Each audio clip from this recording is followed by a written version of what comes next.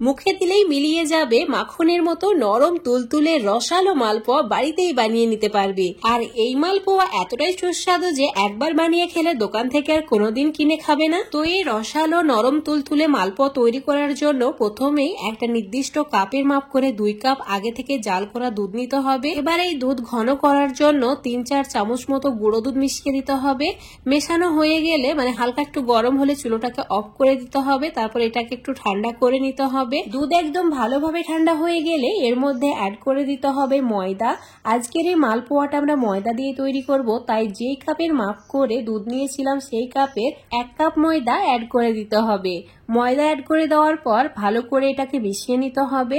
তো একটু সময় নিয়ে একদম মসৃণ করে মিশিয়ে নিতে হবে। পারফেক্ট মালপোয়া তৈরি করতে হলে মিশ্রণটা অবশ্যই একদম পারফেক্ট ভাবে তৈরি করতে হবে। তো এই মিশ্রণটা এখন চেলে নিতে হবে। এরকম একটা চালনি নিয়েছি, তার মধ্যে মিশ্রণটা অ্যাড করে দিলাম।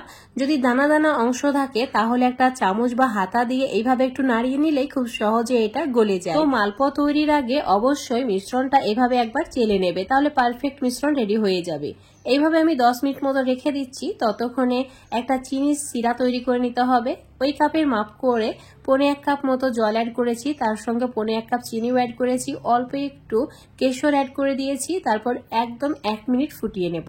চুলোর ফ্লেম হাই করে রেখে 1 মিনিট ঘড়ি ধরে আমি ফুটিয়ে নিয়েছি। খুব ভালো করে এটা ফুটতে শুরু করেছে আর কালারটাও খুব সুন্দর হয়ে গেছে। এবার চুলোটাকে অফ করে দিয়ে এই চিনির সিরাটা হালকা ঠান্ডা করে নিতে হবে। তো এটা এখন চুলো থেকে নামিয়ে সাইডে রেখে দিচ্ছি। আমরা যে মিশ্রণটা রেডি করে রেখেছিলাম তার মধ্যে সামান্য 1 চিমটি মতো নুন অ্যাড করে দিলাম। আর তোমাদের মিশ্রণটা এখন দেখাচ্ছি, দেখো একদম পারফেক্ট হয়েছে। যদি তোমাদের অনেক বেশি পাতলা মনে হয় 2-3 চামচ ময়দা অ্যাড করে ভালো করে মিশিয়ে নিলেই হয়ে যাবে। তো এটা আমার রেডি হয়ে গেছে। এবার মালপোয়াগুলো ভেজে নিতে হবে, তাই চুলোর উপর একটা ফ্রাই প্যান বা কড়াই নিয়ে নিতে হবে।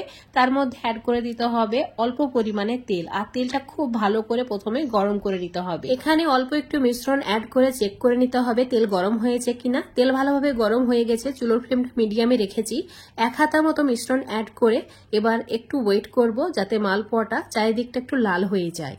তো এইভাবে আমি প্রায় 30-40 সেকেন্ড মতো ওয়েট করেছি। তারপর তোমাদের দেখাচ্ছি, দেখো এটার কালারটা যখন মানে সাইডগুলো একটু লালচে লালচে হবে তখন এটাকে এইভাবে উল্টে দিতে হবে।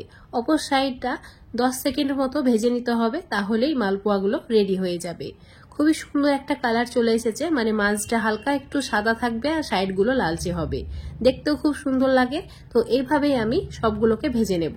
তো মালপোয়া তৈরি করার সঙ্গে সঙ্গেই চিনির যে শিরাটা আমরা করে রেখেছিলাম তার মধ্যে এইভাবে দিয়ে ডুবিয়ে দিতে হবে। এবার একইভাবে আরো একটা মালপোয়া আমরা ভেজে নিচ্ছি। এই মালপোয়াগুলো অনেকে অনেকভাবেই তৈরি করে, কেউ খোয়া ক্ষীর বা কেউ সুজি বা চালের গুঁড়ো, মানে যার যেটা পছন্দ সেটা। তো এইভাবে একবার ময়দা দিয়ে তৈরি করে খেয়ে দেখবে, এটা যেমন দেখতে সুন্দর হয় সেই রকম দারুণ সুস্বাদু হয়। আর এই মালপোয়াগুলো নিজেদের পছন্দ মতো বিভিন্ন শেপে বা সাইজে ছোট বড় করে তৈরি করে নিতে পারো। আমি এখানে 2 ধরনের মানে গোল আর লম্বা করে তৈরি করেছি, একটু ডিম্বকার। তো এই 2 ধরনের মালপোয়া দেখতে খুবই লোভনীয় লাগে। দেখো কত সুন্দর লাগছে মালপোয়াগুলো দেখতে। সবগুলো প্রায় আমার ভাজা হয়ে গেছে। 1 কাপ ময়দাতে অনেকগুলো মালপোয়া হয়েছে। আর এই মালপোয়াগুলো দোকানের মালপোয়ার থেকে অনেক বেশি টেস্টি খেতে। এইভাবে চিনি শিরার মধ্যে 5 থেকে 6 মিনিট মতো যদি ডুবিয়ে রাখা হয় তাহলে এই মালপোয়াগুলো অনেক বেশি রসালো আর তুলতুলে হয়ে যায়। তোমাদের আমি একটা মালপোয়া তুলে দেখাচ্ছি, দেখো কতটা নরম হয়েছে, সেই রকম রসালো হয়েছে। এখন আমি অল্প একটু ড্রাই ফ্রুটস উপর থেকে ছড়িয়ে দিচ্ছি। এভাবে সার্ভ করলে দেখতে খুবই লোভনীয় লাগবে। আর অবশ্যই একটা কথা মনে রাখবে, মালপোয়া ভাজার সঙ্গে সঙ্গেই কিন্তু চিনির শিরার মধ্যে ডুবিয়ে দিতে হবে আর চিনির শিরাটা হালকা গরম হতে হবে, তাহলে মালপোয়াগুলো এইরকম নরম তুলতুলে আর রসালো হবে। তো এখন আমি এটাকে সার্ভ করে নিচ্ছি। আশা করছি আজকের এই মালপোয়া রেসিপিটা তোমাদের দেখে ভালো লেগেছে। ভালো লাগলে অবশ্যই বাড়িতে একবার ট্রাই করে দেখবে, তারপর কমেন্ট করে জানাবে। রেসিপি ভালো লাগলে লাইক শেয়ার করে দেবে। আর এই রেসিপিটা যদি ফেসবুক পেজ থেকে দেখো পেজটাকেও ফলো করে নেবে, ইউটিউব থেকে দেখলে চ্যানেলটাকে সাবস্ক্রাইব করে রাখবে আরও এরকম নতুন রেসিপিগুলো পাওয়ার জন্য। তো আজকের এই দুধ আর ময়দা দিয়ে যে মালপোয়া রেসিপিটা তোমাদের শেয়ার করেছি, এই মালপোয়াটা সত্যিই বন্ধুরা অন্যান্য মালপোয়ার থেকে অনেক বেশি সুস্বাদু খেতে। তো দেরি না করে অবশ্যই বাড়িতে একবার ট্রাই করে দেখবে। এখন আমি তোমাদের একটা ভেঙে দেখিয়ে দিচ্ছি, দেখো কতটা নরম হয়েছে, মানে মুখে দিলেই গলে যায়। অবশ্যই একবার ট্রাই করে দেখবে।